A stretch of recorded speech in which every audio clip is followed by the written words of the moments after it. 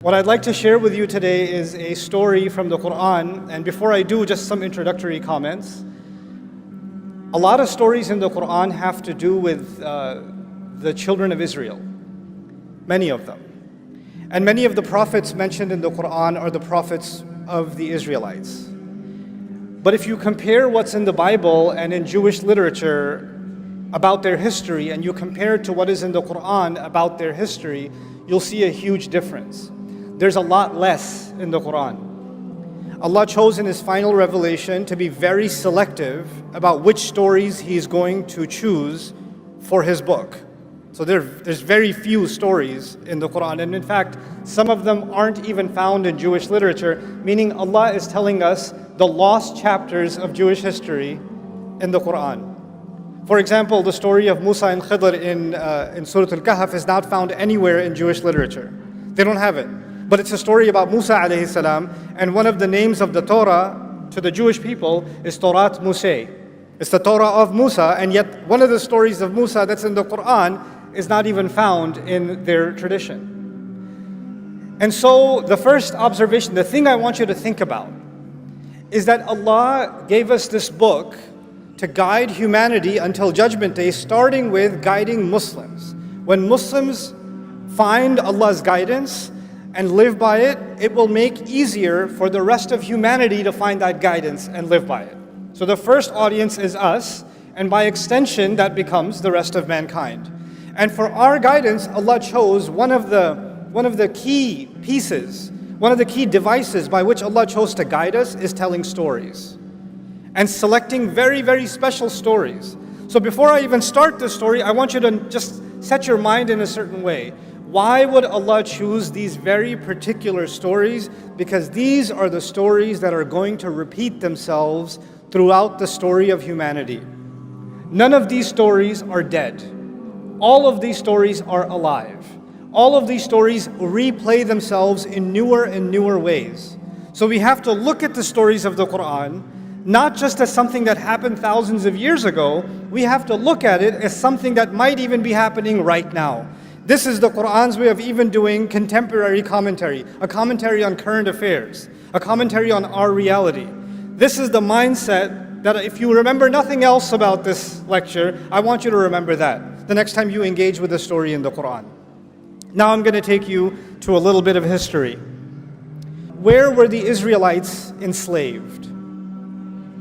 Egypt, very good. And the Egyptians were a massive empire. They were a superpower. And they were in dominant power for thousands of years. They had a huge, huge dynasty and incredible architecture, and they were leading the world. In fact, they were the world's dominant power, and other royalties used to send their children to get their education in Egypt. So they used to get a student visa and go there to study, right? And their architecture was superior to everybody else.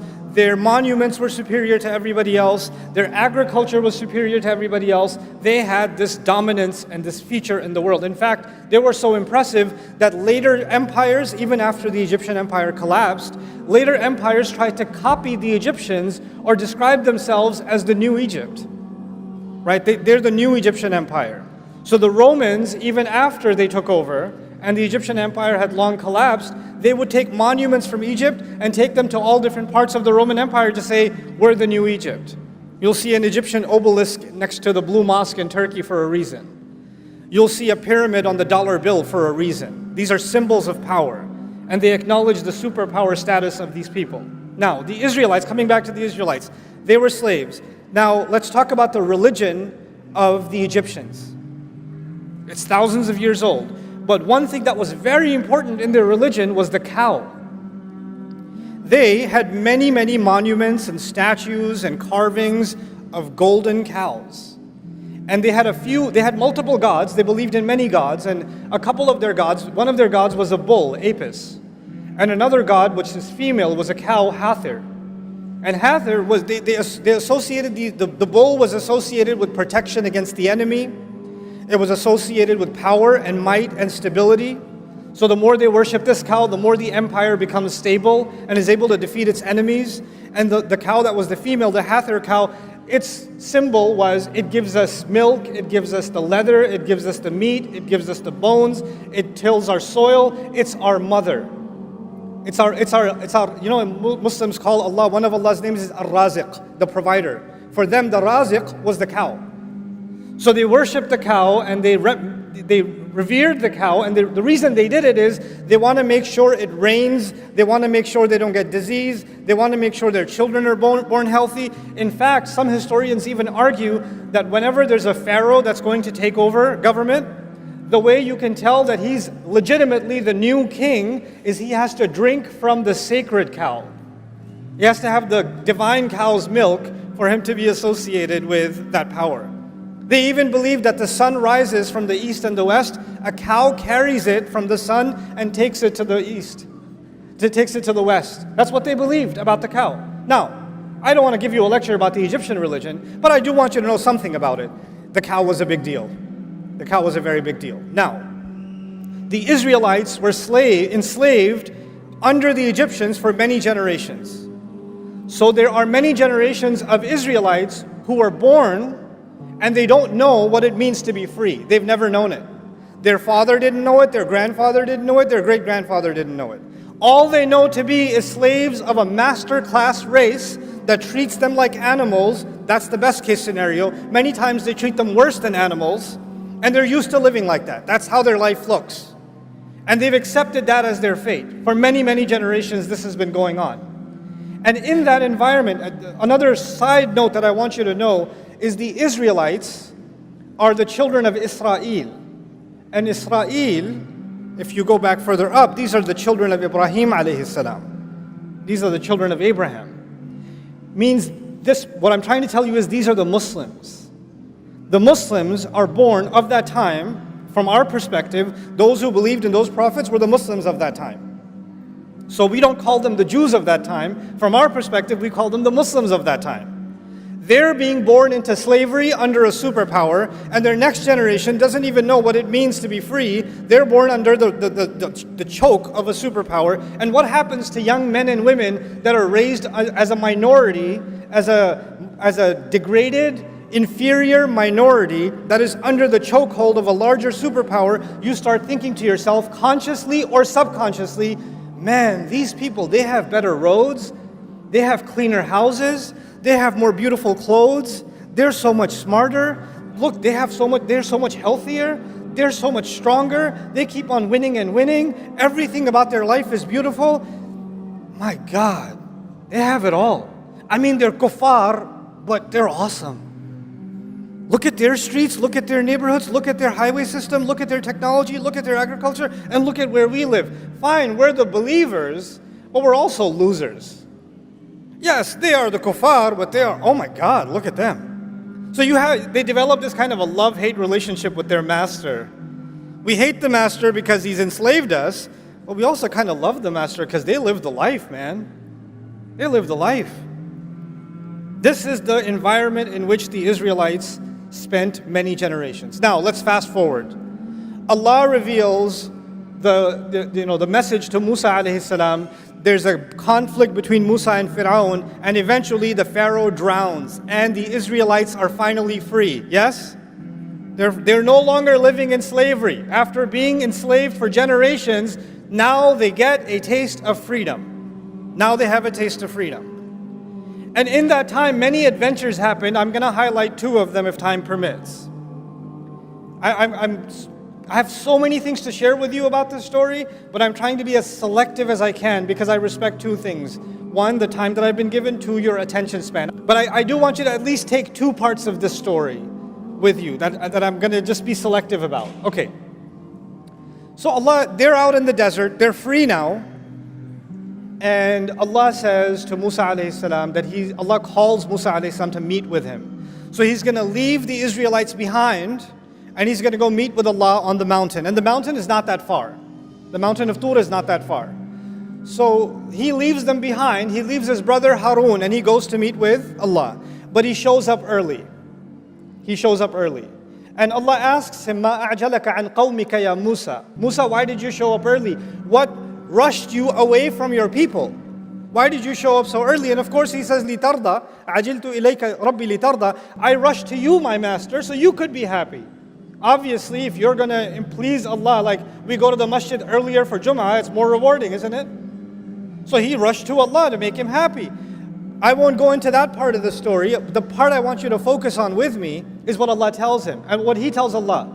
He says, Hum ula'i ala athari. No, they're just a few steps behind me. They're just a few steps behind me. I want you to remember two meanings of that. When Allah said, why did you rush? He said, there's a few steps behind me. Number one, it means they're not that far away. If there's any trouble, I'll just run back down and I can get there in 20 minutes, no problem. That's one meaning. The other meaning is, look, they followed me through the water.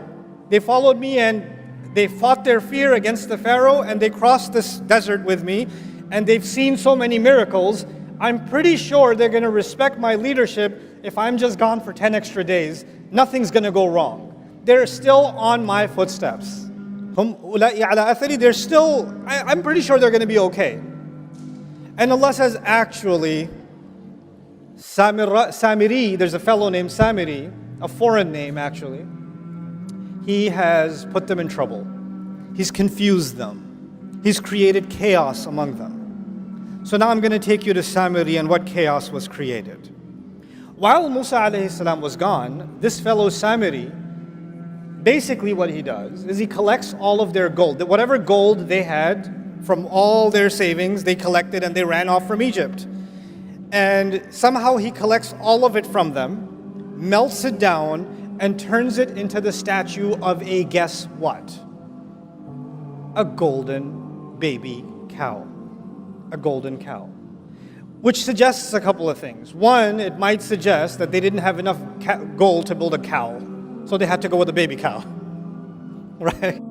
So that might be one reason. Another reason might also be, if you study the ancient Egyptian religion, they would take the baby calf, bring it into the temple, put gold on it, and then put it in a special area where nobody will bother it until it grows up, because it's meant to be a godlike cow that was specially chosen. So he's like starting off with a baby cow. He's starting there. Now, this whole cow business, does it have anything to do with Islam, or does it have to do with the Egyptian religion? This is the Egyptian religion for thousands of years. And these Israelites lived as slaves and psychologically occupied for many generations under the Egyptians, yes? So all of a sudden he builds them this cow and he makes openings in it so when the wind blows it makes a mooing sound. And all of a sudden you find that many Israelites are now worshiping this cow. When I first read this story, I was confused. How? How do you just, hey, look what I made. Oh my God. Like, why would they just all of a sudden fall into worship of this thing? It's not an alien phenomenon to them. They've seen this kind of thing before. Where have they seen it? In Egypt for generations. But they're Muslim. They're not pagans. They're not following the religion of Pharaoh. No, they're not following the religion of Pharaoh, but something happens in the conscience of believers and the conscience of minorities when they live under a powerful majority. You start thinking their roads are better, their clothes are better, their homes are better, their armies are better, their wealth is better, their religion and their philosophy and their way of life and everything they think important must also be what? Better. Which is why you can find Christmas trees in homes in Karachi. This is the reason. You start adopting, you say, oh, we hate them, they have all the power, they have all of this. But you know, they are better. They are, and you start taking some of those values and you start mixing them in with your religion. And you say to yourself, well, I mean, if they became a superpower, obviously they were doing something right. And if they keep praying to these cows to protect them and to nourish them, clearly they got protected and they got nourished. So it's not like they're all wrong. Fine, I'm Muslim, but I mean, I don't want to take my chances. It can't be, it's not like I'm leaving Islam. It's just a little bit, it's shirk with a lowercase s. Right? It's not that bad. So they tell themselves that this is okay. Anyway, so as they do this and they accept this cow for worship and all of that, Musa alayhi salam comes back and he's absolutely shocked, right? And the reason I wanted to share this story with you is two parts. One part of it is, why did Saamiri do this? What got into him? Like what was his agenda? We need to understand Saamiri because he's important enough that Allah named him in the Qur'an. Like that's a big deal. Most people don't get named. He got named. And the other side, I want you to understand what happened to the Israelites. Because again, these stories will live forever. Saamiri. Let's start with Saamiri. Musa alayhi salam comes back and asks him, after he's done yelling at them, he yells at his brother, he gets angry at his brother. We're not talking about that. We're talking about how did he deal with Saamiri. Ma khatbuka ya Saamiri? Hey, what's your deal, Saamiri? What'd you do this for? Why did you do this? And he has the strangest answer. He said, قَبَضْتُ قَبْضَةً مِّنْ أَثَرِ الرَّسُولِ. He said something that I found very confusing. He said, I grabbed a handful of the footprint of the messenger. If I'm translating literally, I grabbed a handful of the footprint of the messenger. When I read that in the Qur'an, look, I'm an inquisitive person. I don't just say, oh, okay, and I move on. I say, what? Huh? What? Footprint, messenger? The messenger's all the way up. Did he follow Musa alayhi salam and grab some dust of his footprint? What's going on? Then you read the commentaries and you find many people commenting, many mufassirun commenting, that he somehow saw Jibreel alayhi salam on a horse. And the horse, everywhere the horse stepped, plants started sprouting. So he saw that the footsteps of the horse of Jibreel alayhi salam produces life. So he grabbed a little bit of the dust from under the hoof of the horse of Jibreel alayhi salam, and he put that onto the cow, and the cow came to life. Except none of that is in a hadith, none of that is authenticated by the Sahaba, none of that is found in the Qur'an. And according to Ibn Ashur rahimahullah, who I'm very impressed with his work in his tafsir at-Tahrir wa Tanweer, says this has no authenticity at all. Even goes against the text of the Qur'an. So then what does it mean that I grabbed a piece of the footprint of the messenger? I'd like to offer an alternative understanding. You remember I said the word athar. Musa alayhi salam was with Allah. Allah said, why did you come so quickly? He said, they're right behind my footsteps. Remember footsteps? Hum ula'i ala athari. And it meant two things. It meant footprint. What else did it mean? That they're closely following me. Saamiri sees an opportunity. These people, their Islam is not that strong. They don't really understand the revelation, but they're culturally still very attached to the dominant culture of the Egyptians. I can create a religion, an alternative religion that I'm not going to say it's not Islam, I'm not going to say it's shirk, I'm not going to say it's the religion of the pharaohs, I'm still going to call it Islam, but I will create a cult within them that are still impressed with the old ways, and that way I will have a handful of the kind of impact and following that is meant for the messenger. They will take me as a lesser kind of messenger. They won't officially call me a messenger, but they're going to follow me cult-like anyway. And so there is Islam given to prophets like Musa alayhi salam, and then there are cults that people like Saamiri run by taking the gold of the people and giving them something they want, giving them something pagan. Of course, that never happened in Islamic history, ever, especially not in South Asia. Especially. The kind of cults that we create, in which we identify certain people as so connected and so they have connection with the ghaib and they have these powers and all of this. None of this stuff was Islam. None of this stuff. And Allah warned us this will happen with the story of Saamiri. But it goes a step further. Allah Azza wa Jal told us in the Qur'an that when Musa alayhi salam was on the mountain, when he was on the mountain, Allah told Musa alayhi salam, by the way, even among your believers, even among the Muslims, سَأَصْرِفُ عَنْ آيَاتِي الَّذِينَ يَتَكَبَّرُونَ فِي الْأَرْضِ بِغَيْرِ الْحَقِّ.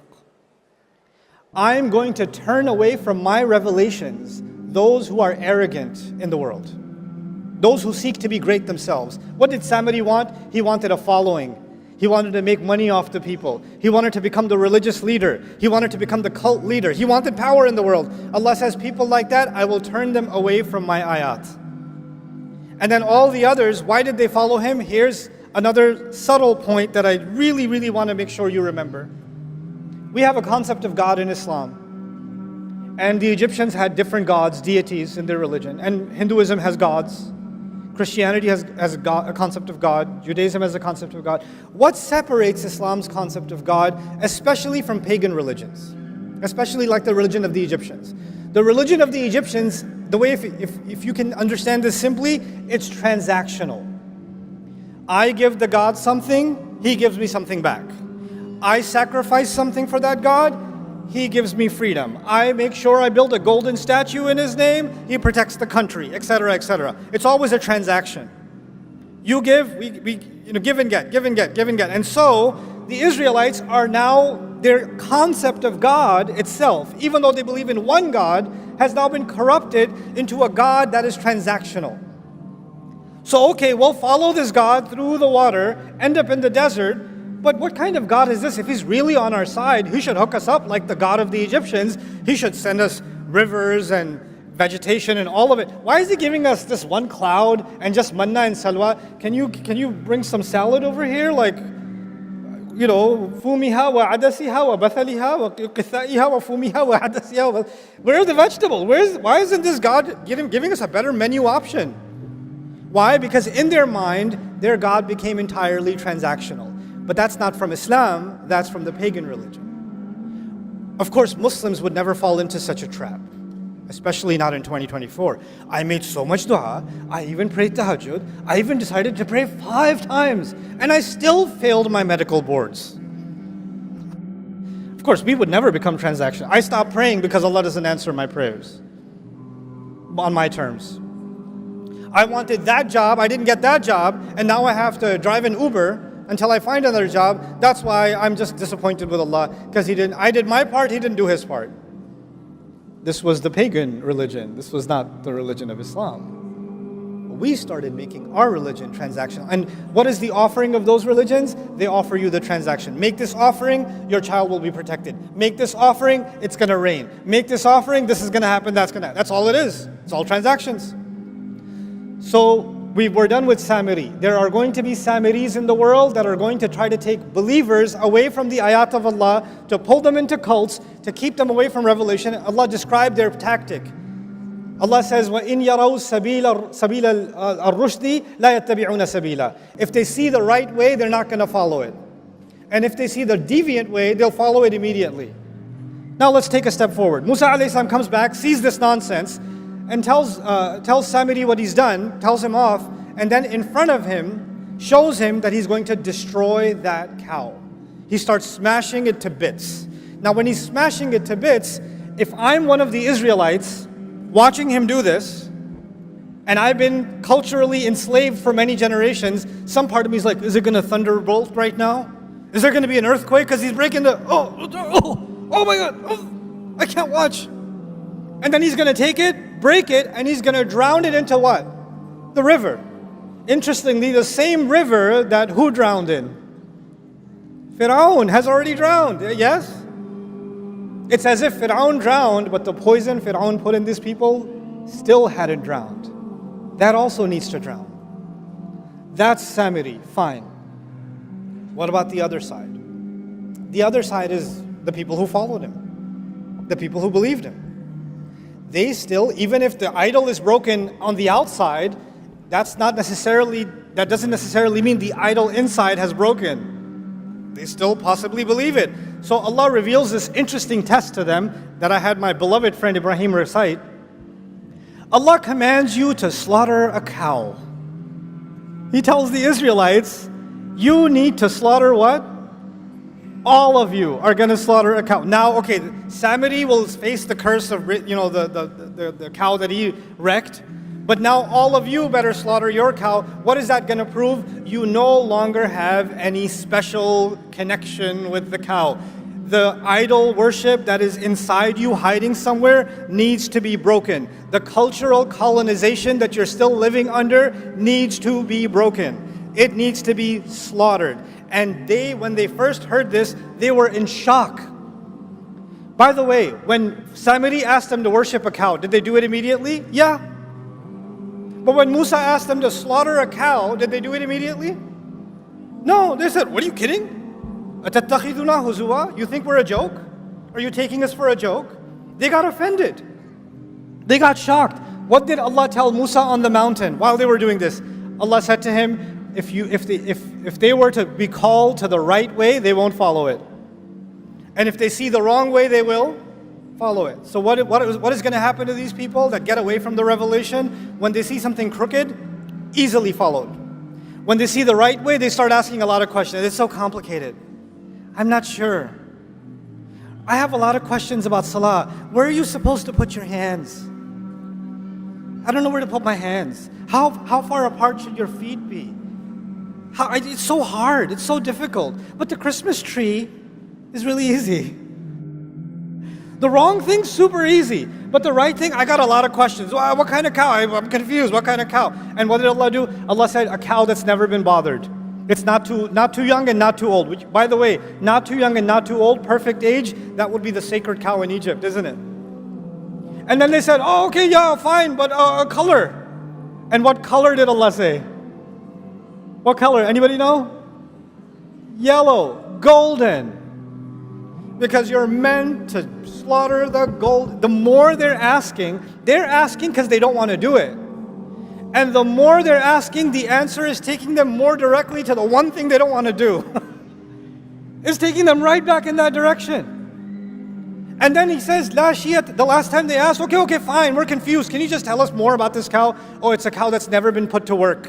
It's been left alone. It doesn't have a single blemish or a tarnish. Guess what? The sacred cows of Egypt, did they put them to work in the farm? No, they kept them in special areas and gave them luxury life. Right? It would be ironic if they gave them leather sofas. That would be kind of funny. But anyway.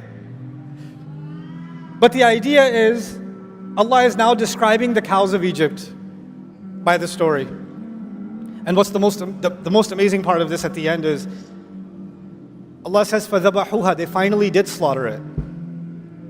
But then Allah says, وَمَا كَادُوا يَفْعَلُونَ, and they almost didn't do it. Listen to that. They almost didn't do it. Why would Allah say that? Allah is telling us that for generations to come, whenever believers are going to be colonized, whenever believers are going to be dominated, and there's such a thing as political domination, military domination, economic domination, but there's also such a thing as a cultural domination, a psychological domination, a spiritual domination. And when you live subjugated for so long, you start developing an inferiority complex. And the people, white people are just smarter. What are you going to do? Starts coming inside your head. They're just better. When you're at school, you're being made fun of, you're less and less and less, and something in you says, if I act more like them, I'll be more acceptable. If I dress more like them, I'll be more acceptable. If I look more like them, behave more like them, if I change my name to sound more like their name, they won't ever accept me, but at least I'll feel like I'm closer to the winning team. The pharaohs will never accept the Israelites as equals, but the Israelites are still enamored with their religion, isn't it? Your inferiority complex can get so strong that you're almost worshiping this culture and you've mixed it in with your religion. You're not willing to say that I've left my religion. No, I have my religion, but really I have a lot of affinity for all of this Firaun cow that lives inside me. So the reason I wanted to bring this to your attention is that there will always be, within the Muslim world, there will always be Saamiris. Always. And there will always be Muslims who are going to be susceptible to having reverence for their own version of the cow. There's going to be something cultural, something economic, something in our practices. And we're going to have to take a deep look within ourselves. Where does our sense of pride, sense of value, sense of purpose, where does it come from? Where did we adopt these values from? Why are we so committed to being this way or that way? When you have a young child in school and they are trying to copy all of their other friends, and they're yelling and screaming at home because they don't have a device that all their other friends got for their birthday or whatever else, they're having a tantrum. What are we already preparing these kids for? The worship of the new cows of this generation. That's what we're preparing them for. Instead of being able to think for themselves and free themselves from it. Allah gave us these stories because these problems will never die. And we have to be aware of these problems so we can be mindful of them. This is the last bit of my message that I want to share with you tonight. This story occurs in Surah Al-Baqarah, towards the beginning of Surah Al-Baqarah. And the latter half of Surah Al-Baqarah, Allah told us that He made us a balanced nation. وَكَذَلِكَ جَعَلْنَاكُمْ أُمَّةً وَسَطًا. That's what He told us. Why is Allah talking about the Israelites first? You know what an orientation is? Here's the people that came before you that had your job. Here's why they got fired. you're up next. Don't make their mistakes. The reason the first half of Al-Baqarah is highlighting these chapters of the Israelites is because these are the exact mistakes that are most likely going to be repeated by the Muslims. So before Allah talks to us, He tells us about them. He tells us about them. And instead of focusing on the instructions that Allah has given that are so simple and so clear, if we start distracting ourselves with, oh, it's so difficult, there's so many schools of thought, I don't know where to put my hand, I keep trying to measure the size of my beard and I can't figure out which one I should go with, I don't know about, the texture of the hijab or this or that. The more you do this, you want to dive into the details, the color of the cow, the size of the cow, the more you want to do that, you know what's going to happen? You're going to continue to be culturally colonized while you're fighting over these minutia details. That's what's going to happen. It's time the Muslims liberate themselves mentally. Before we can liberate ourselves politically, economically, socially, psychologically, we need to liberate ourselves intellectually, spiritually, psychologically, emotionally, internally. It is time. Look, guys, we're in a crazy time in the world. Nobody could have imagined 5 years ago, 2 years ago, nobody could have imagined that there are going to be, there's going to be a white teenager in Ohio crying on TikTok about what's happening in Gaza. Nobody could have imagined that. That was come on, what are you talking about? What universe are you talking about? Right? The world has changed. What's remarkable about the world today? There's a new level of awareness, and that will never go back. There's a new level of awareness of political injustice. But you know what? Take that as a sign. If the world can wake up to something that was happening in front of their eyes and they were blind to it for 70 years, and now they're waking up to it, well, you know what, Muslims, you have potential. You can wake up to what's in Allah's book. You can wake up to what Allah has given. I can wake up to it. It's time this ummah experienced an intellectual and a spiritual renaissance, and I believe this is the generation that's going to do it. Jazakumullahu khairan. Assalamu alaikum wa rahmatullahi.